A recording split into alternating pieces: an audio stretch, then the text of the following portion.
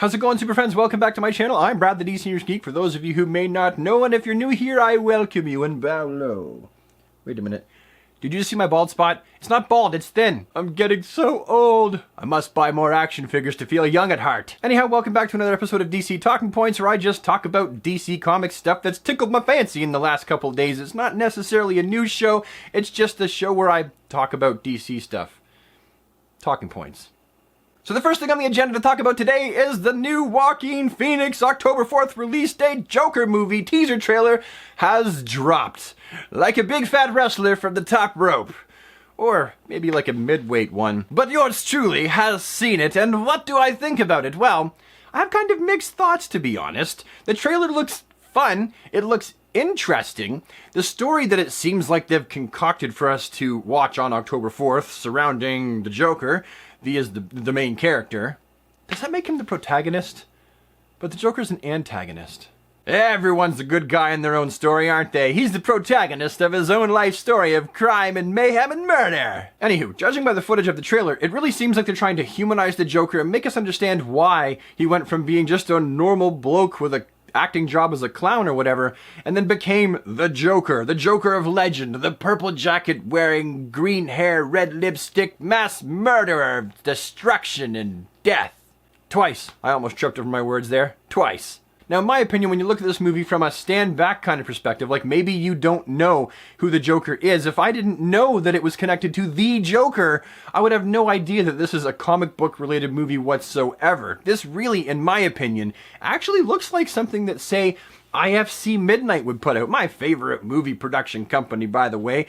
The camera work, the lighting, the color palette, it looks very indie horror film as far as I'm concerned, and a whole lot less comic book movie. I'm just gonna go into this hoping, optimistic that they tell a really good story, and then be really pleasantly surprised if I walk out of there going, wow, that guy nailed the Joker, that guy was the Joker, that's the next Heath Ledger or Jack Nicholson. Only time will tell. None of us will know for sure until October 4th. Trailer is linked down below. Check it out. Next up, a few days ago at WonderCon, we got a look at Brec Bassinger. I'm not sure how you pronounce it. Brec Bassinger. Hello, friends. I'm Brec Bassinger. We got our first look at her in the Stargirl costume, and dude, it looks fantastic. Hey, where's that leather? I can't see no leather. Maybe the boots, gloves, and belt and stuff like that have leather incorporated into them. That's, you know, something I would expect. But the suit itself looks like it's just made out of a tight blue fabric, and it looks absolutely fantastic.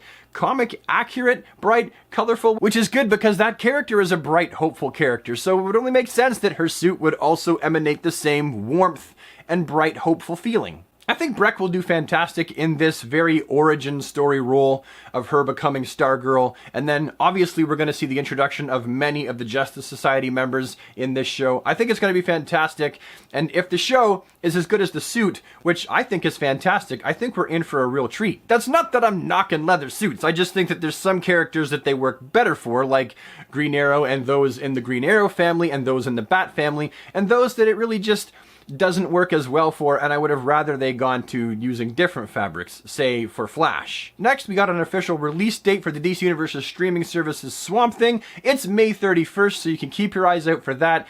Go to the streaming service and watch the first episode on May 31st. I know I can't, you could just... And don't spoil it for me. I was going to say you could tell me all about it, but don't tell me all about it. I'm in Canada, so I can't get the streaming service, and I don't want to use a VPN and steal the streaming service.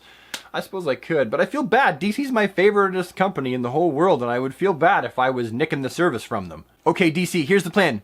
Relocate me and my entire family to the United States. I can come work in your head offices doing something, sweeping the floors, cleaning toilets, I have no idea what. And then, as a United States resident, I can use the streaming service. Yay me! Okay, seriously. DC Universe, come on, get on it. There's DC fans all over the world. Get the licensing stuff figured out so that we can all see the stuff that you're doing. You realize you're just losing money by not having this available to the whole world. You do realize that. You're losing millions of dollars. Figure it out. Figure it out. I wants to see my DC Universe streaming shows, and I gotta wait for them to come to Netflix.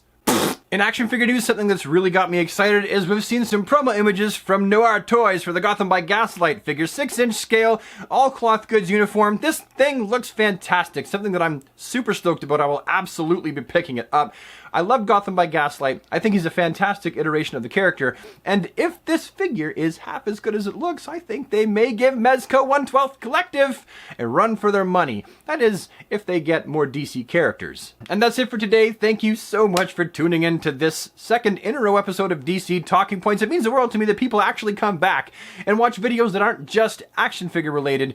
As those of you who have been here for a long time know, this channel was never just an action figure review channel.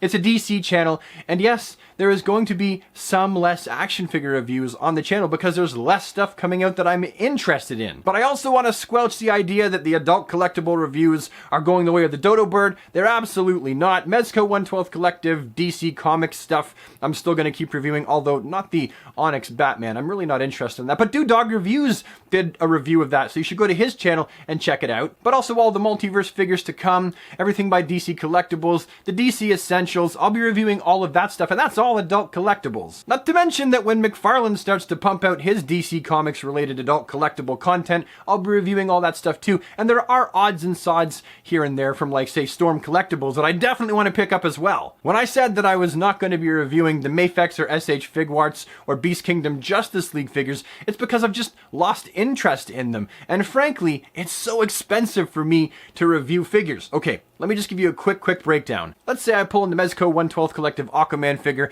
It's going to cost me roughly $100, or it could be more than that. It depends on how much it costs American, and I got to pay for it to be shipped to me, because ain't nobody selling that in Canada. And if they are, they're selling it for way more than I'd have to pay for it in American dollars anyway. But let's even the number out at 100. That video right there, just to make that video, I've had to pay $100 to make that video. That's $100 overhead to make that video. In the end, I'm not going to make anything even close to that back. If I'm lucky, I'll make $2 or $5 off of that video. I'm still making something off of it, maybe, but I also could make almost nothing. Now, I'm not complaining because Brad the DC Universe Geek is a passion channel. I never got into this assuming I was going to become rich or make a lot of money on it. My point is, I've never even broke even. I've never made more than $500 on YouTube, and I've always spent at least $500 a month on YouTube. Some months, for September, October, November, I spent like $800 a month just to bring high quality action figure contents to this channel. So I ain't here for the money. However, I'm also not going to spend a ton of money on a figure that I'm not really that interested in just so that I can say I reviewed it. I've got to want to add it to my collection as well. And I've got enough Justice League figures to be satisfied with them. If somebody really wants me to review something that's an adult collectible that's a DC one that I haven't reviewed yet, honestly, just mail it to me. I have a P.O. box. And I say that because the idea of somebody buying a brand new figure and mailing it to me just so I will review it is a laughable, ridiculous one. No one obviously wants to do that. So really, you just got to bear with me. I'm going to review a lot of adult collectibles still, but I'm also not going to shy away from reviewing the kids stuff because why? I'm a DC fan because I was a kid once and I bought the kids' toys. And I want the channel, honestly, to be accessible to adults and children. That doesn't mean the channel's going to become like one of those kids' toy review channels. I'm still going to be me, but I'm also going to review the kids' toys that I'm excited about as well, which is why you did not see the kid-friendly Mattel Justice League movie figures. I just wasn't interested in them. But the Shazam ones, I absolutely was, and I brought them to the channel and I did a review of them. If I like it, and it's a DC figure, I'm going to review it, regardless of how many points of articulation it has. I'm not an articulation snoot. I don't have as much of a discerning taste as some of the adult collectors. I collect to make me feel like a kid again. And if that means sometimes I'm buying kids figures, then so be it. You don't have to watch everything I do. You can just come back and watch the stuff that you want to watch and let other people watch the stuff that they want to watch, and everyone's happy. I want this to be a hub for DC fans of all ages. Anyway, that's it. Thank you so much for watching today. It really does mean the world to me. If you like the video, please leave a thumbs up. Any comments you have, leave them down in the comment section below. If you want to see more of my shining face and hands show up in your inbox, then I invite you to become a super friend and join the DC squad today by hitting that red subscribe button. And if you do, as always, remember to doink the bell because, as I always say, YouTube stinks at giving you notifications of when your favorite content creators have uploaded a new video. And with that, I'm outies. Have an awesome day, everybody. Take care of yourselves and each other. Try to do something nice for someone today. That'd be fantastic. Bye for now. I didn't fart. That was just my butt when I got up from the chair.